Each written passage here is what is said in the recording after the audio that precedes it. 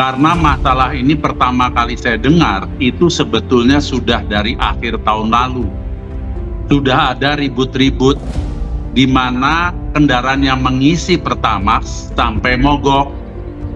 Waktu itu saya sampaikan ketika ditanya teman-teman media, saya bilang, itu mungkin hanya kasus setempat, belum menjadi isu nasional. Jadi coba kita lihat.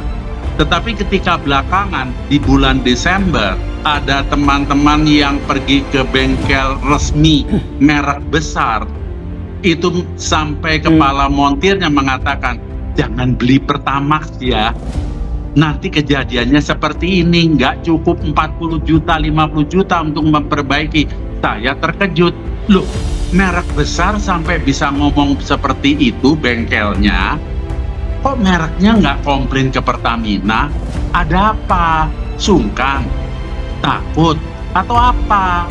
Kasus mobil rusak karena Pertamax masih terjadi di beberapa daerah. Bahkan sekarang yang terdampak bukan hanya Toyota dan Daihatsu, tapi juga Suzuki. Belum lama ini, beredar di media sosial yang memperlihatkan tangki BBM mobil yang dikuras. Video tersebut memperlihatkan filter bensin yang kotor, serta adanya endapan seperti yang viral pada video lainnya.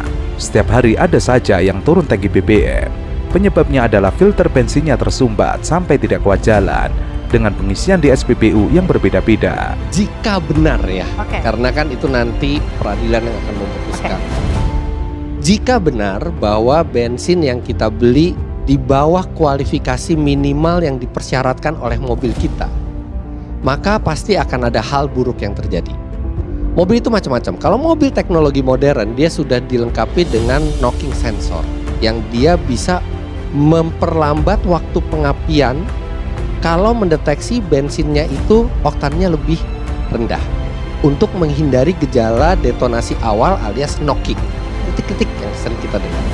Kalau di mobil baru dengan knock sensor yang masih bisa mengatasi kekurangan oktan itu, yang akan terjadi adalah tenaga berkurang, konsumsi bahan bakar bertambah. Nah, tapi kita harus ingat, dalam bahan bakar itu, oktan itu hanya salah satu properties. Ada properties yang lain, ada densitas, ada viskositas, ada nilai kalornya berapa, ada aditifnya, ada deterjennya di situ. Rata-rata mobil yang rusak karena Pertamax tersebut tidak sampai ke bagian pompa bahan bakar atau full pump. Tapi untuk filter bensinnya memang sangat kotor. Saat ini sudah banyak mobil rusak karena Pertamax dari berbagai model, seperti Suzuki APV tahun 2009, Toyota Kijang Innova tahun 2010, Avanza tahun 2010 hingga 2013. Lalu ada juga Daihatsu Xenia tahun 2016. Kalau misalnya ternyata yang masuk ke mesin kita tidak sesuai dengan persyaratan minimal dari mobil, itu bisa terjadi kerusakan dalam jangka pendek maupun jangka panjang. Misalnya filter bensin menjadi semakin kotor. Kalau misalnya mobil dijanjikan bensinnya Euro 4, ternyata yang masuk bukan Euro 4, itu catalytic converter kita bisa tersumbat.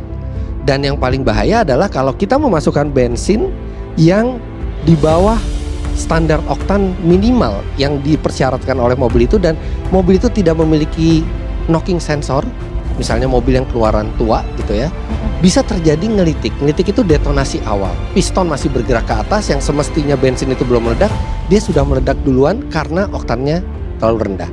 Itu bisa menimbulkan kerusakan mesin baik secara perlahan maupun secara langsung, dan kadang-kadang biaya perbaikannya itu tidak murah.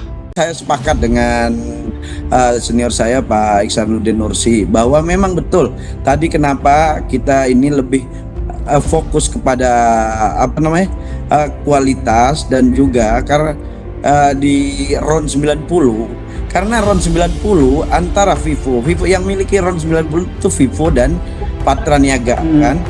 Nah, RON 90 yang di Patra Niaga ini Pertalite kan, ini ada kompensasi, ada sekitar 3.000 lebih. Nah, inilah yang potensi disalahgunakan. Nah, kalau itu kami sangat mendukung, tapi terhadap kualitas. Jangan masuk ke technical problem. Kita mestinya masuknya ke structural problem. Kalau Anda masuk ke technical problem, itu akan dijawab Pertamina seperti itu. Di tengahnya namanya kilang kita memang sudah out of date.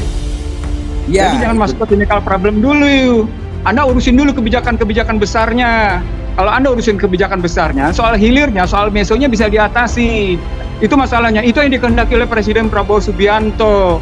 Jadi cara Ya. berpikirnya kita benahi. Cara berpikir seperti itu kita mulai dengan hulunya. Hulunya kalau memang Gerindra, Anda dari Gerindra, memang mau negakkan pasal 11 anggaran dasar Anda, terus mengikuti sumpah jabatan Anda, terus mengikuti sumpah jabatan Presiden, ikuti dengan baik bagaimana korupsi 153,7 triliun itu. Bongkar itu PPATK untuk menelusuri mereka. Miskinkan mereka karena uang rakyat yang mereka ambil. Pengamat ekonomi Ihsan Nursi mencecar Wakil Ketua Komisi 7 DPR Bambang Haryadi yang mencoba menjelaskan hasil temuan dalam rapat yang berlangsung dengan Pertamina membahas soal kasus korupsi minyak mentah hingga rugikan negara 193,7 triliun rupiah. Ia menyebut bahwa salah satu yang menjadi poin bahasan dan masih didalami tidak lain adalah soal pengoplosan RON 90 menjadi Pertamax. Namun Ihsan Nursi tidak sepakat dengan cara Komisi 7 DPR RI yang membahas soal kasus korupsi minyak, tapi lebih fokus pada pengoplosan RON 90 menjadi Pertamax. Padahal menurut Ihsan, kasus ini sudah satu generasi. Artinya DPR harus segera mengoreksi tata kelola Pertamina dari hulu hingga hilir. Yang pertama salah fokus ya. Kalau fokusnya ke blending atau ke oplosan salah karena fokusnya mestinya ke ekspor importnya, lalu soal ke kompensasinya dan soal bagaimana subsidi. Itu yang terbesar. Oplosan itu ujungnya cuma persoalan kejahatan pidana biasa.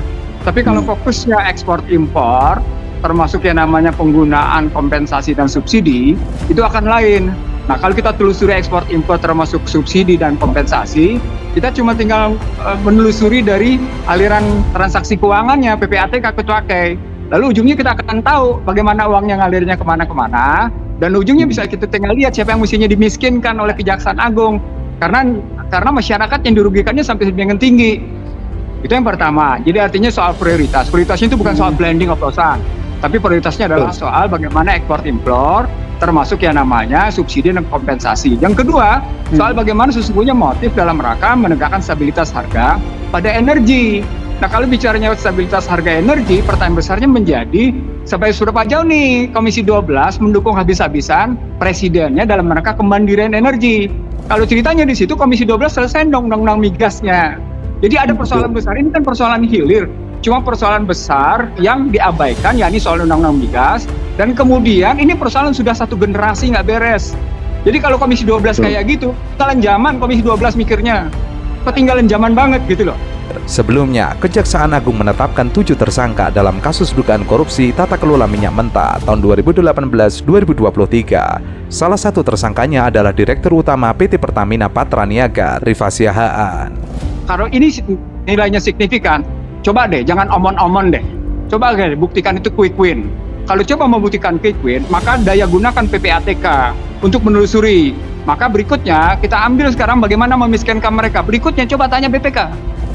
Ini kan 5 tahun. Kalau 5 tahun artinya sungguhnya ini bukan hanya 7 orang itu.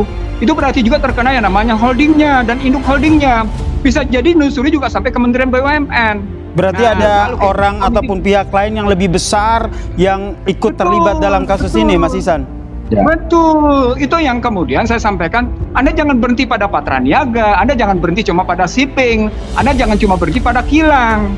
Ini tujuan di pretel di Pertamina gini kan tujuannya IPO, belum sampai IPO mereka kan nanti akan kesulitan audit nih karena sudah posisi IPO, mau di IPO kan targetnya. Nah, sekarang kebetulan terbuka kayak gini. Ini kesempatan bagi Gerindra untuk menata ulang dari kekacauan restrukturisasi di Pertamina.